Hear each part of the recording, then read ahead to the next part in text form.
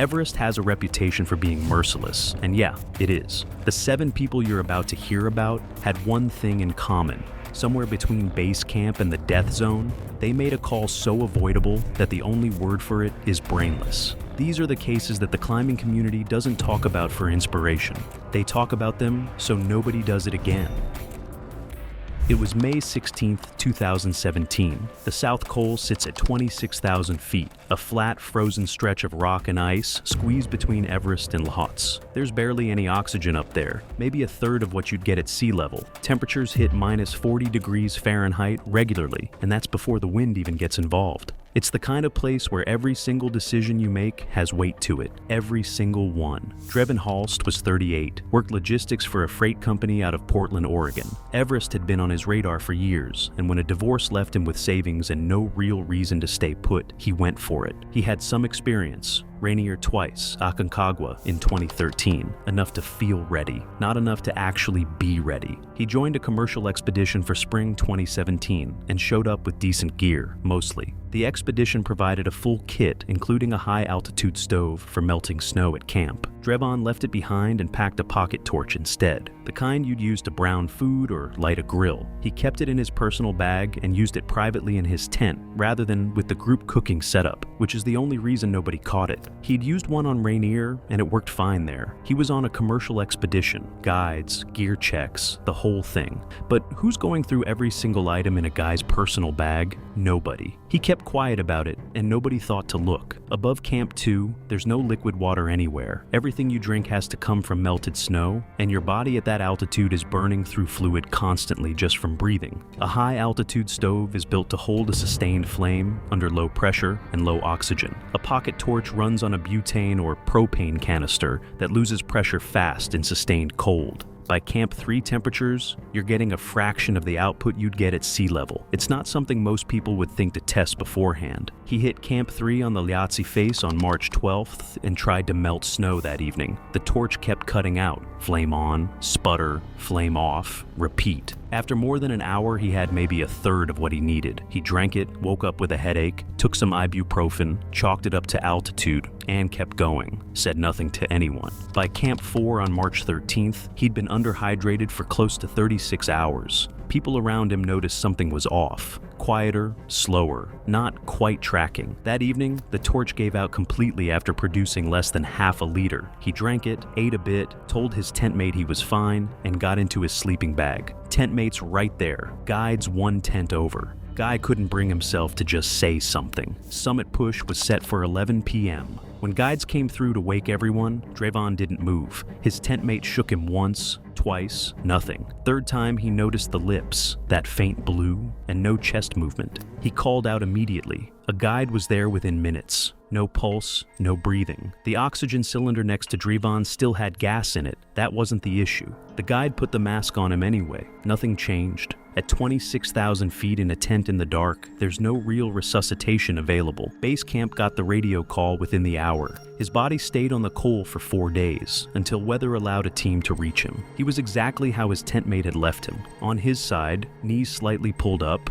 no sign anything had felt wrong. The pocket torch and empty canister were right next to his pack. His water bottle had less than 2 ounces in it. The cause of death came back as acute venous thromboembolism. Severe dehydration drops the fluid volume in the bloodstream enough that the blood thickens and starts clotting. That's called hemoconcentration. A clot formed, moved into his pulmonary circulation, and his heart couldn't push past it. He died in his sleep. No warning, no struggle. The issued stove system was found at the bottom of his pack, still wrapped, never used. Chronic fluid deficit, inadequate equipment, undisclosed, gear substitution. He made a private decision, kept it private, and it killed him. Misadventure. It was May 19, 2016. The ridge between the South Summit and the Hillary Step sits at roughly 28,700 feet, close enough to the true summit that you can see it clearly, far enough that the distance has killed people who thought they had it figured out. It's narrow, heavily exposed, and the wind that comes off the Tibetan plateau hits it with nothing to slow slow it down. At that elevation, wind doesn't just chill you, it strips moisture from everything, including your eyes. Jethrick Solon was 41, civil engineer from Boise, Idaho.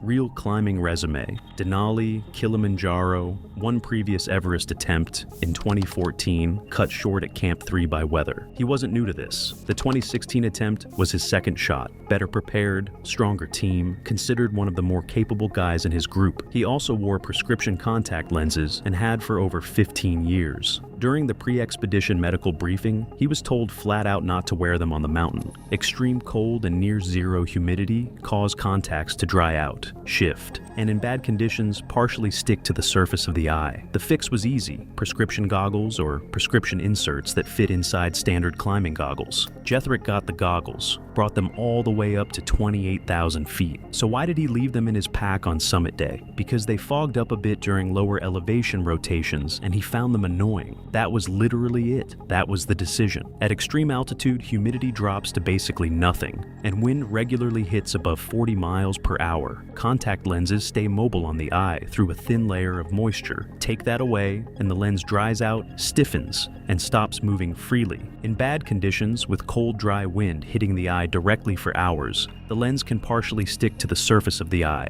And when that happens, it's not a slow, uncomfortable thing. It's immediate and it's severe. Jethrick's summit push started at 11:30 p.m. on May 18th. He moved well through the night, triangular face, up to the balcony, on toward the south summit. Got there at around 7:40 a.m. on May 19th. Took a quick break with two other climbers and a Sherpa, then kept going toward the Hillary Step. Wind was around 35 miles per hour with gusts above 50. Glacier glasses on. No eye problems up to that point. Somewhere between the south summit and the Hillary Step, the wind shifted and hit him straight in the face during a strong gust. Climbers behind him saw him stop suddenly and throw both hands up to his face. The timing of that is what makes this so bad. He was mid-anchor transfer at that exact moment, and he'd already made a procedural shortcut that left him more exposed than he should have been.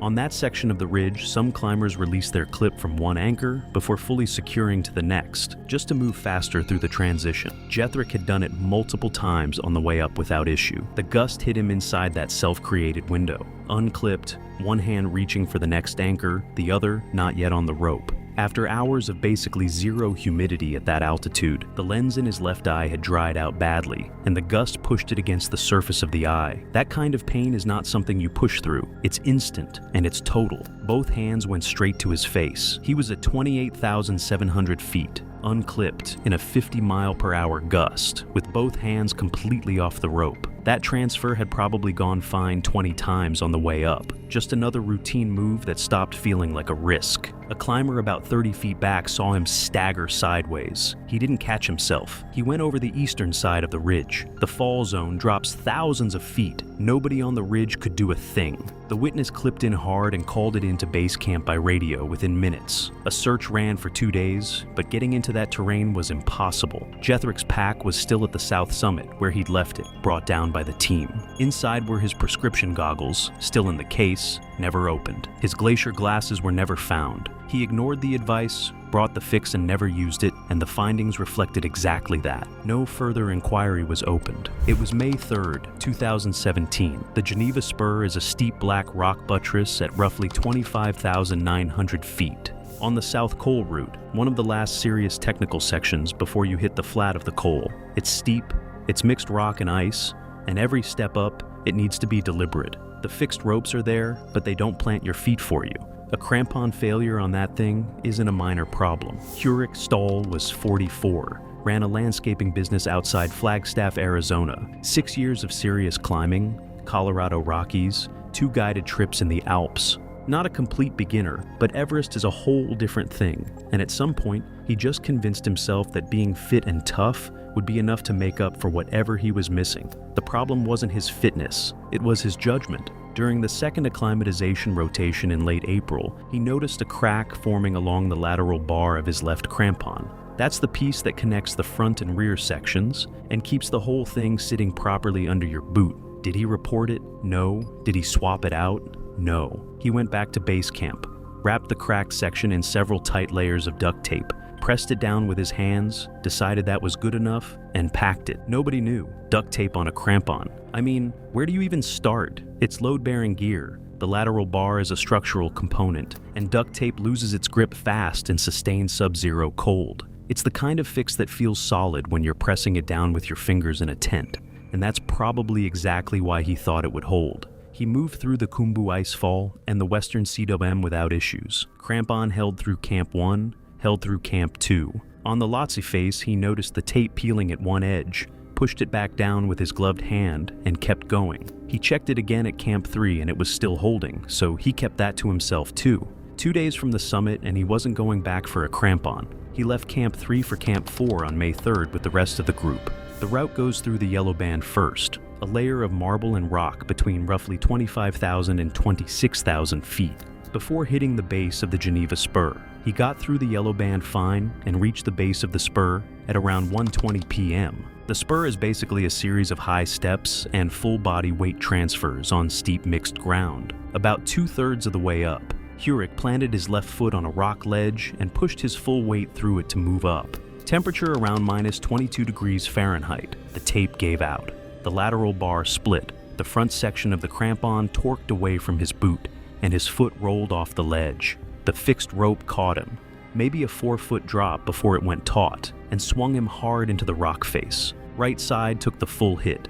Ice axe swung free on its wrist loop. He was hanging at around 25,800 feet with his crampon half off and no way to get his foot back on the rock. A Sherpa about 15 feet above him saw the whole thing and started coming down immediately. That's when it got worse. Hanging there, Hurek reached down with his left hand to grab the crampon and pull it back into position. To do that, he shifted his weight forward and away from the rock face, which unloaded the Jumar. The device only maintains its cam engagement when weighted correctly from below. The moment his body angle changed, the cam disengaged. He then reached down with his right hand as well to get a better grip on the crampon, fully releasing the rope. With nothing holding him, he fell. He dropped down the fixed line until the slack ran out, swung wide, and came off completely, roughly 800 feet down the Lhotse face before he stopped on a snow shelf at the base of the Yellow Band. The Sherpa radioed base camp immediately.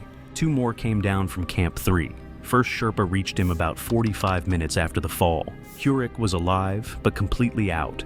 Severe trauma to his right side from the rock impact and the fall itself. He lost consciousness before the second Sherpa arrived and died at the site. The review afterward was pretty cut and dry. Blunt force trauma, injuries consistent with an 800-foot fall. The crampon was recovered, lateral bar split clean, duct tape still hanging off one side, field repaired load-bearing equipment that failed, damage that was never flagged, rope contact lost during the recovery attempt. A replacement crampon had been sitting at base camp the whole time. He never asked for it. Closed without further inquiry. It was May 7th, 2014. Camp 4 on the South Col sits at 26,000 feet, and nobody stays there longer than they have to. Your body is actively deteriorating at that altitude, even when you're just lying still. Cells dying faster than they can be replaced. Brain slowing down. Sleep that doesn't actually feel like sleep. The tents are small, battered, packed close together on gray rock and ice. Everything up there exists for one reason: get to the summit and get back down alive. Owen Frey was 36, account manager for a software company in Denver, 8 years of climbing. Denali in 2011, Cho Oyu in 2013. He wasn't guessing at what high altitude felt like. He'd been there. He joined a guided Everest expedition for spring 2014 with real experience and decent fitness. The problem was, the expedition fees had stretched him thin, and he'd been cutting costs wherever he could in the months leading up to the climb. He found an oxygen regulator through an overseas supplier online, the device that controls flow from the cylinder to your mask, at about a third of the price of his expedition's certified equipment. He ordered 2, tested one at home by checking that the dial moved, and packed them both. After the pre-summit gear inspection was completed at Camp 3, he made the swap at Camp 4. Quietly, after the guides had finished their checks and camp had settled. That test he did at home, checking that the dial moved. I mean, that tells you basically nothing. The dial is just a dial. What actually matters is the valve and seal assembly inside, and that's the part that has to survive minus 30 degrees Fahrenheit under low pressure for hours straight. A cheap knockoff can look exactly the same, feel exactly the same, and fall completely apart internally the moment real cold gets into it.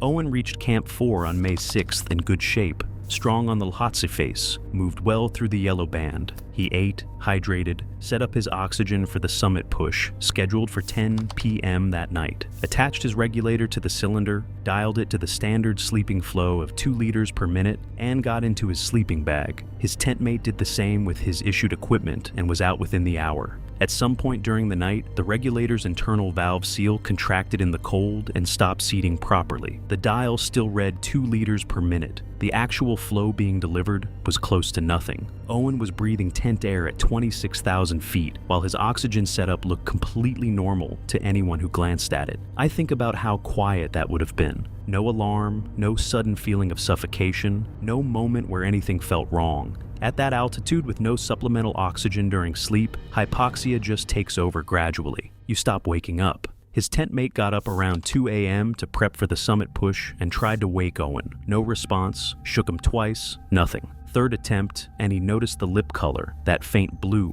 and no breathing. He called out immediately. A guide reached the tent within minutes. No pulse. The oxygen cylinder still had plenty of volume. He hadn't run out of gas. The cylinder was completely fine. The guide checked the regulator, saw the dial set correctly, had no reason to suspect it right then. Supplemental oxygen was administered anyway. Nothing changed. At 26,000 feet in the dark, there's no real resuscitation available. Base camp got the radio call within the hour. Owen's body was recovered from Camp 4 2 days later, when weather allowed. He was in his sleeping bag, positioned like he was still asleep. No sign of any distress. His purchased regulator was removed and bagged separately. His issued regulator, the certified one the expedition had given him, was sitting in his pack unused. The regulator was pulled apart and examined after the body came down. The internal valve seal had contracted from the cold and failed to seat. The dial showed a normal flow rate the entire time while delivering almost nothing. His cylinder still had enough gas for a summit attempt. His issued regulator was found untouched in his pack, noted as a central detail in the findings. Substandard equipment, undisclosed substitution after gear checks, ruled misadventure, with the equipment findings formally forwarded to the expedition operator. It was April 28, 2013. Everest Base Camp sits at 17,600 feet on the Khumbu Glacier. Tents, gear, and equipment spread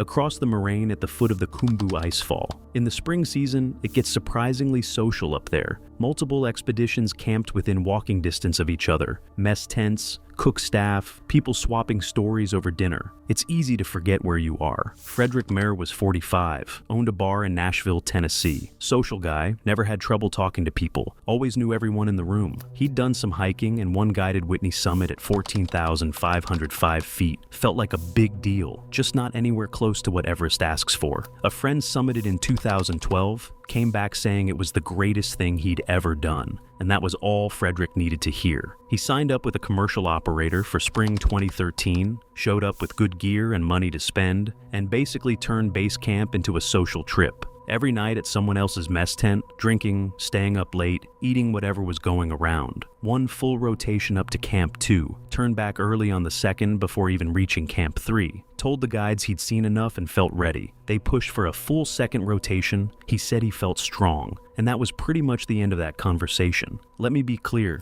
acclimatization isn't about how you feel. It's about what's actually happening in your blood. Your body needs weeks of specific rotation cycles to adapt to lower oxygen, and that process depends on decent sleep, hydration, and keeping the alcohol down. Alcohol suppresses your respiratory drive, dehydrates you faster, and wrecks the sleep your body needs to adapt. Frederick had been doing all of that consistently for weeks before he ever left for the push, which makes me think about how confident he must have felt. Because at base camp, you can feel completely fine while your body is quietly not doing what it needs to do. He left on April 25th with his group. Through the Khumbu icefall, he was slower than expected, blamed his pack. At Camp 1, the headache hit hard. Not the dull background kind most climbers get, but the kind that sits right behind the eyes and doesn't budge. Nausea with it too. He took something for it, waited a few hours until it dulled a bit, and moved on. Didn't mention to the guides how bad it actually was. At Camp 2,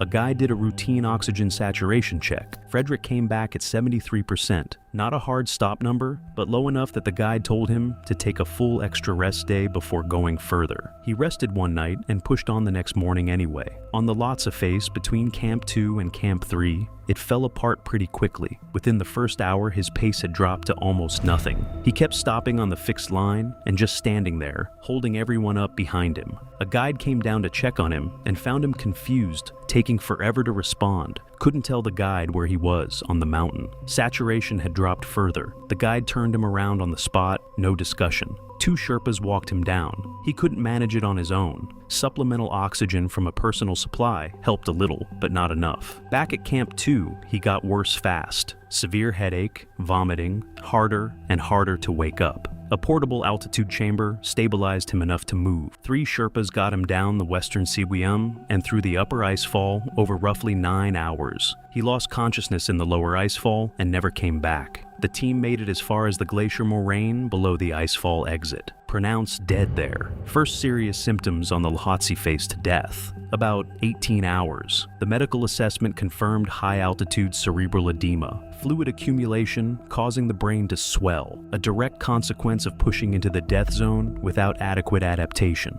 The progression had likely been building since Camp 1, possibly earlier. Insufficient rotations, consistent alcohol use through base camp, ignored symptoms at Camp 1 and Camp 2, continued ascent against guide recommendation. His journal from his base camp tent was returned to his family. The case was closed without dispute. It was May 22, 2018. Camp 4 on the South Col sits at 26,000 feet, wedged between the upper faces of Everest and Lhotse. The night before, a summit push. It's one of the tensest places on the mountain. Everyone lying in small tents, oxygen hissing, wind pressing against the walls, knowing that in a few hours they're heading into the death zone in the dark. It's not a great place to be angry at someone. Rennie Moore was 39, former competitive cyclist from Albuquerque, New Mexico. Transitioned into mountaineering in his mid-30s. Aconcagua, Denali, one previous Everest attempt in 2016 that ended at Camp 3 from illness. Physically, probably the strongest climber in his group. The problem wasn't his fitness. It was that he did not handle frustration well, like at all. He'd been paired with another climber the whole expedition. Quieter guy, slower pace, and it had been grinding on Rennie since week 1. During the second acclimatization rotation, he'd pushed ahead on the Lhotse face and waited at a fixed anchor for nearly 20 minutes before a guide had to step in. Small thing, right? But that kind of moment has a way of sticking around at altitude. By Camp 4, the tension had been sitting there for weeks. That night, they got into it over timing. Rennie wanted to leave earlier than the scheduled 11 p.m. departure. His partner wanted to stick to the plan. Guide sided with the schedule. Rennie dropped it without another word. Just waited until camp went quiet, got dressed, got his oxygen system on, and walked out alone at around 9:15 p.m. Left a note saying he was starting early, that he moved faster alone and didn't want to be held back. Yeah, 2 hours ahead of the team, solo, at night, without telling the guides. Strong climber or not, that's a bad call any way you look at it. Temperatures that night were around minus 35 degrees Fahrenheit, with wind at 30 to 40 miles per hour. Standard for a May summit push, but brutal for anyone moving alone. Rennie moved well out of the gate. A Sherpa from a separate expedition spotted a solo climber on the fixed lines above the col around 10 p.m., moving at a decent pace. That was the last time anyone saw him moving on his own. Based on where he was found, he likely made another 400 to 500 feet of vertical gain before the hypothermia set in, probably somewhere around midnight. When the main group left at 11 p.m., the guides found the note. One Sherpa pushed ahead to find him on the route, while the rest continued. The Sherpa moved fast up toward the triangular face. Rennie was found at around 27,200 feet, just below the balcony at roughly 1:30 a.m., sitting in the snow against a rock off the fixed line. Down jacket unzipped and pushed off his shoulders. Inner fleece with one arm pulled out of the sleeve. His gloves were sitting in the snow next to him, not dropped, placed, neatly like he'd set them down on purpose. The Sherpa who found him had seen this before. Paradoxical undressing, it's called. It happens in severe hypothermia when the body's temperature regulation breaks down so completely that blood vessels near the skin dilate and the person genuinely feels overheated. not confused, actually hot. So they start taking layers off. From the outside, it looks completely irrational. From inside, it probably felt like the most logical thing in the world. By the time someone is doing that, their core temperature has already dropped to a point where the heart is under serious stress. He was alive when the Sherpa got to him, but totally unresponsive, cold through his base layer, oxygen mask still on, cylinder not empty. A second Sherpa came up from the coal, and between the two of them, they got his jacket back on and started moving him down. He lost consciousness on the way. They got him back to Camp 4 around 4 a.m. Got him into a sleeping bag with supplemental oxygen running. He didn't wake up. Died at Camp 4 around 6:30 a.m. His oxygen cylinder still had significant volume left. His gloves were collected from where they had been placed neatly in the snow. The note was recovered and documented. The part about not wanting to be held back was noted specifically in the findings. The Sherpa who made the 10 p.m. sighting provided a written account confirming his location and pace. Severe hypothermia with paradoxical undressing. Solo ascent without team knowledge. Departure 2 hours ahead of the scheduled push, with no check-in system in place. Closed as misadventure. It was May 14th, 2016. The southeast ridge sits at around 27,000 feet, a narrow stretch of rock and snow, with a drop on either side that goes further than you'd want to think about. The wind up there is constant. The footing demands full attention, and anything that pulls your focus away from what your hands and feet are doing is a problem. At that altitude, even a small problem can go somewhere bad very fast. Maverick Strail was 42, high school geography teacher from Missoula, Montana. 15 years of working up to this. Rainier, Baker, roots in the Canadian Rockies, Denali in 2012. Not a reckless guy at all, actually pretty methodical about everything. He was also a photographer who had shot every single climb he'd ever done and wasn't stopping on Everest. He carried a compact mirrorless camera in a chest harness the whole expedition. Every camp, every rotation, he had it on him. The harness had one adjustment buckle on the left shoulder strap, small plastic friction buckle, and it had been slowly working itself loose since Camp 2. He'd noticed it and fixed it with his gloves on a few times, which was awkward but doable lower down. He thought about swapping the strap out at base camp.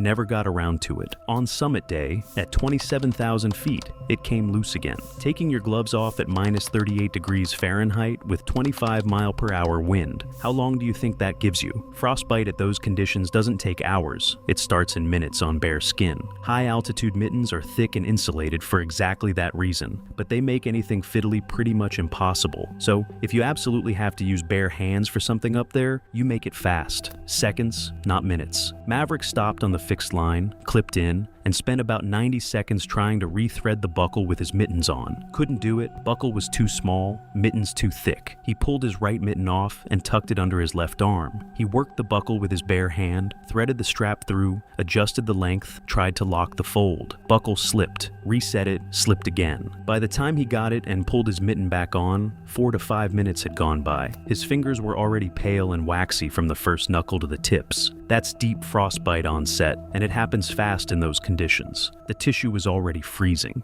He wouldn't have felt it because frostbitten tissue goes numb. He kept climbing. Over the next 40 minutes, moving up toward the south summit, the damage in his right hand kept progressing. By the time he got to the south summit at around 8:20 a.m., his right hand was essentially useless. Fingers wouldn't flex, couldn't grip anything with any real force. A guide checked his hand at the south summit and turned him around on the spot. Maverick didn't push back. He'd known something was off for a while, just hadn't let himself think too hard about what it meant for getting back down. Like, he got all the way to the south summit, which is 28,700 feet, turned around, and a camera strap buckle is what ended it. That's genuinely hard to sit with. Getting down from the south summit means using a descender on the fixed rope to control your speed, and that needs a real grip. Maverick had nothing in his right hand. The guide managed the descent from above, while Maverick ran the descender with his left hand only. About 200 feet below the south summit, his left hand lost its grip on the descender. The guide above had been running a redirect on the fixed rope to back up Maverick's control, but when the grip went, the load shift was too sudden and too far below to arrest. The descender ran free down the rope,